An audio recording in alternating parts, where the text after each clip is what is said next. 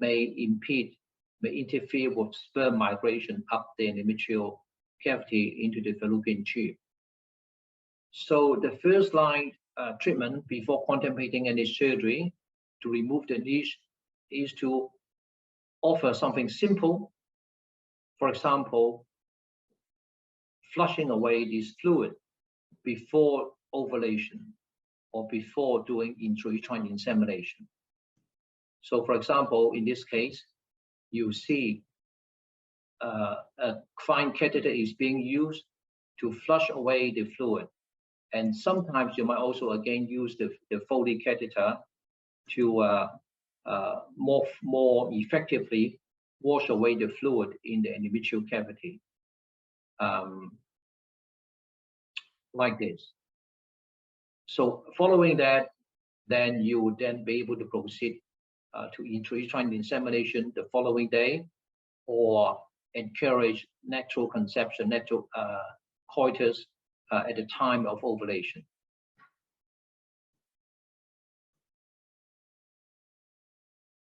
So endometrial flushing may remove blood from uterine cavity associated with a niche. It may also remove fluid in the endometrial cavity prior to IUI or embryo transfer. As we all know, sometimes there might be a small amount of fluid in the endometrial cavity. We know that it might inhibit embryo implantation. So when it is unexplained, or when it is associated with endometrial scarring or fibrosis, such as previous intrauterine adhesions or previous myomectomy, the flushing technique may be used. And it might therefore be used to improve implantation. The flushing technique may do so by adding promoters or removing inhibitors from the endometrial cavity. While many people talk about promoters, not many people talk about the inhibitors of implantation. And recently is a very nice paper published by the Hong Chow Group, Dr. Liu Liu, produced evidence from 3 cohort studies that there is inhibitors present in the endometrial cavity that could interfere with implantation, particularly the MUC16 expression. So in a very neat 3 separate cohort experiments, the group found MUC16 expression is lower in women with recurrent miscarriage, but is higher in women with high progesterone on day of CG trigger, and is lower in women who conceived. So taking all these information together, so they were able to argue that MUC16 is an inhibitor. So if there is excessive MUC16, by flushing away these inhibitors, one could therefore promote implantation. I think this is very novel concept, and as well as adding into promoters, you can simply wash clean the uterine cavity and wash away the inhibitors. Another approach is to use minimally invasive investigative procedures to help the study of the uterine environment. So, for example, I want to clarify the difference between surgery and procedure. Surgery is one that often involves general anesthesia and usually meant for treatment, whereas procedure is often minimally invasive, often without anesthesia, and it can be used for investigation or treatment. So there's a bit of overlap between surgery and procedure. What I want to highlight is that there are simple investigative procedures that may be of help in improving endometrial function. For example, the endometrial fluid technique, we used it some years ago in Sheffield to collect fluid from the uterine cavity and measure the protein concentration. At that time, we measure glycotylen PP14 in the uterine flushing, and we found that the concentration of PP14 in uterine cavity was many-fold higher than that in the blood, and it rose in an exponential manner within the uterine cavity. So notice that this is log scale. So the protein concentration produced by the glands goes very, very quickly around the time of implantation. Though we also subsequently found that the concentration is reduced in women with recurrent miscarriage. We also attempted to measure the cytokines along with Professor Susan Ladd, though at the time we found that the concentration of cytokine in the flushing was too low, below the limit of detection. So having carried out a pilot experiment, we were unable to successfully measure the cytokines. But I think now with the modern molecular techniques, the omic analysis, using genomic, epigenomic analysis, transcriptomics, proteomics, and metabolomic analysis of the endometrial fluid, I think a lot of helpful information may be recovered. And as an example, we in Hong Kong have also used a tiny amount of fluid collected from the endometrial cavity at the time of embryo transfer and examine the microbiome. So we use only the tip of the embryo transfer catheter. So before we put back the embryo, we use a new embryo transfer catheter, putting in the cavity, and that collected a tiny amount of fluid using capillary action, and then we proceeded doing embryo transfer using a second catheter.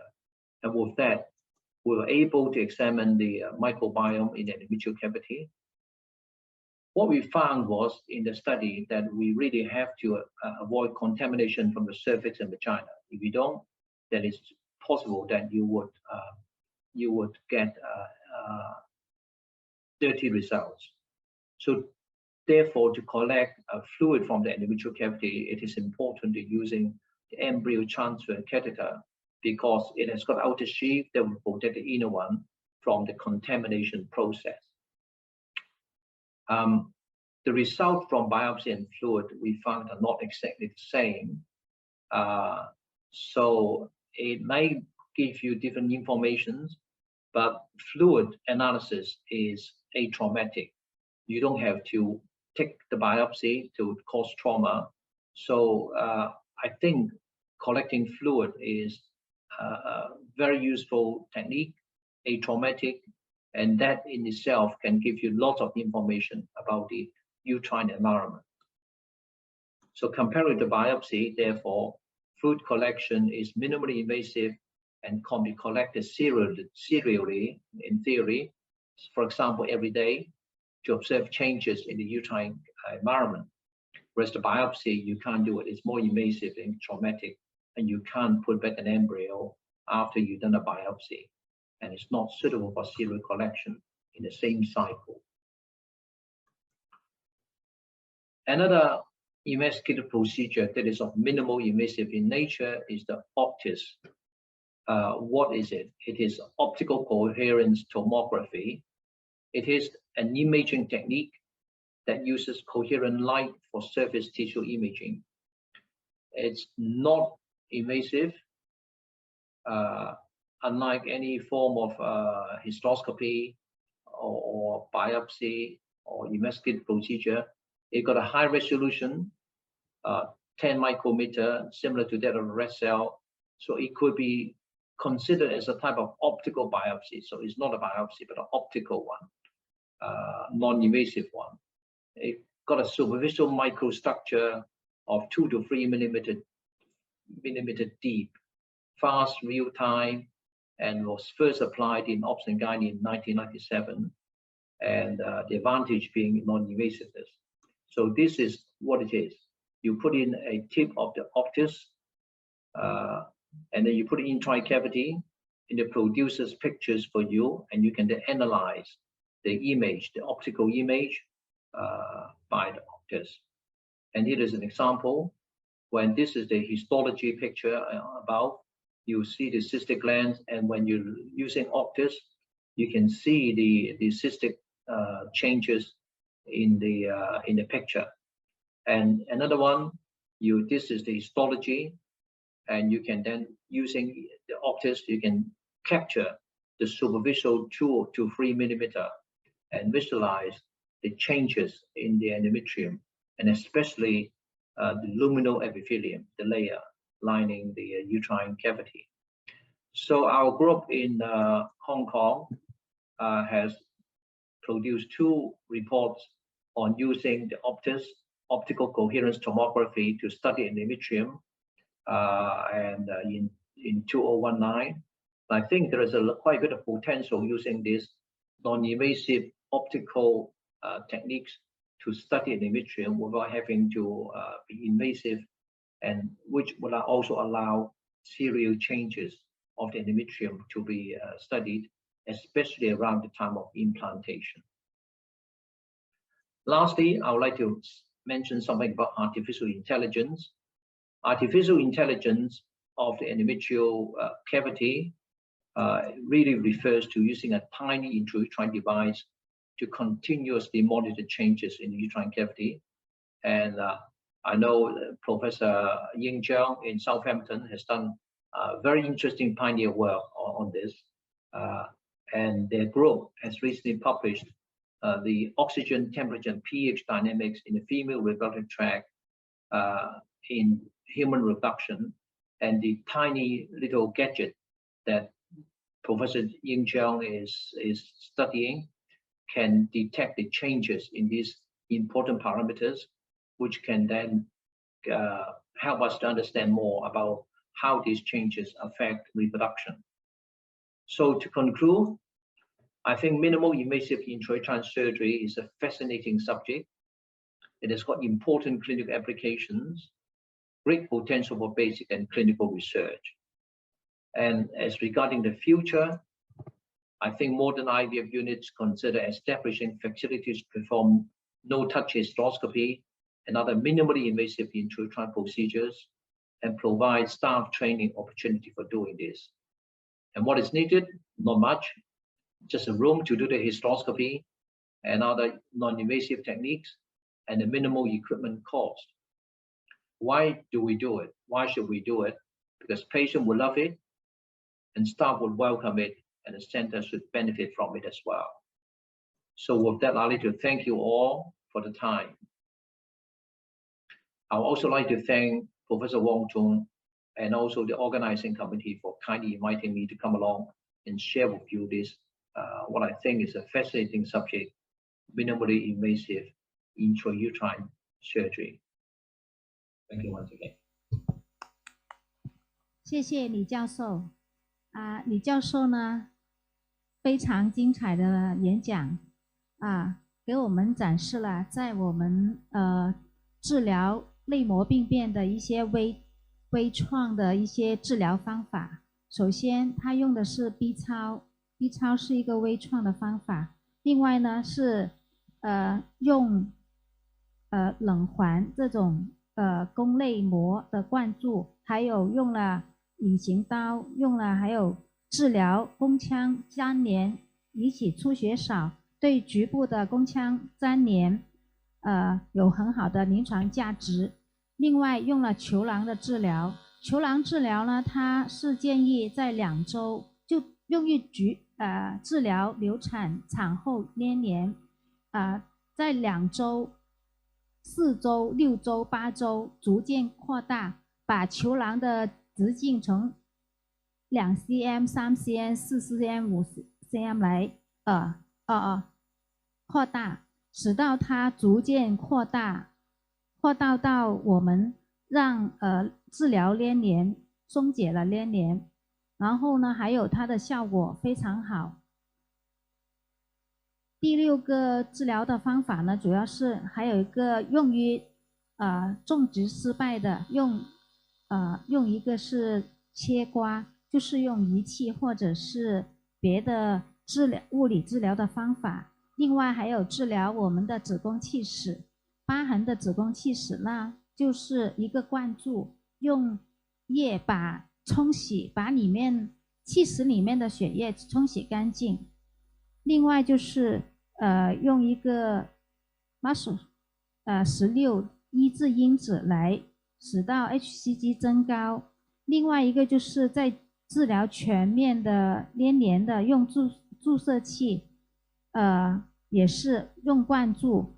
另外一种方法就是减少宫腔的损伤，用了宫内一个灌注液。另外就是用一个烧刮，刚才那个是叫烧刮，还有一个就是用我们宫内的一个培养，用一个大的棉拭子在宫腔首先在阴道和宫颈，在宫腔里面取它的分泌物来做一个病原体的检查，还有用一个也是我们说的刷子在宫腔的内膜取它的细胞出来做一个活检。最后一个就是一个活检了，就是刚才说的用大棉织这种减少它的子宫内膜的创伤还有我们是用一个病检，最后用一个人工智能的方法。所有这些呢都是李教授给我们讲述了这些很好的减轻宫内膜。我们要做宫内膜的治疗或者是病检的一个很多的一些微创的方法还有他对以后的一个展望，就是尽量在我们以后的操作中或者手术中减少宫腔的操作就是减少宫内膜的创伤，这是他的希望，在以后对IVF 或者以后的那个我们的妇科处理中减少宫腔内膜的操作的一些方法。这是我们在我们的临床中也会碰到的。可能我们经常在遇到这些出血多月经过多的时候，我们可能考虑的都是整刮或者宫腔镜。所以呢，我们以后就是通过李教授给我们讲授这个精彩的课，我们还可以想在我们临床中可能要保护我们的病人，让他减少他的对内膜的创伤，或者保护内膜的生育力，对我们以后就说病人要做 IVF 也是一个很好的临床价值。非常感谢李教授的精彩讲演谢谢。看看哪位学员有问题要提问李教授没有的话再一次感谢李教授的精彩演讲。好。